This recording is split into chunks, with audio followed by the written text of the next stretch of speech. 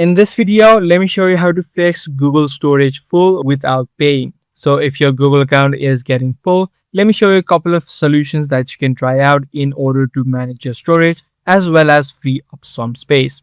So if you are on a web browser currently, you can just click on the menu on the top of the Google Chrome, and then you'll be able to see this entire applications. Head over to Google One, which is the storage manager of Google Chrome.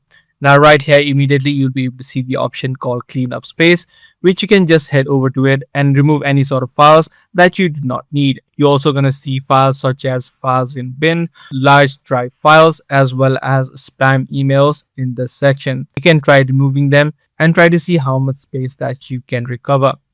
Now, apart from this, what you can also do is just head over to the Google Drive. If you have a lot of files uploaded inside of Google Drive, what you can do is remove any sort of files that you do not need.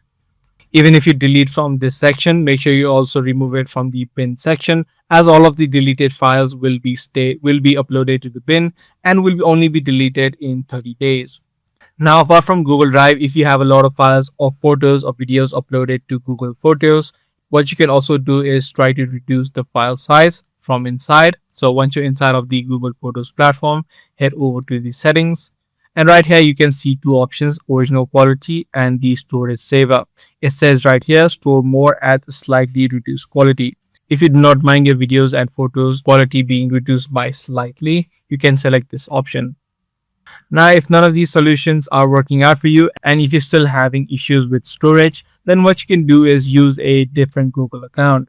Instead of using your current one, you can open up a new Google account and transfer your files and start uploading new files into that new Google account. So using these few steps, you should be able to fix the full storage issue inside of your Google account.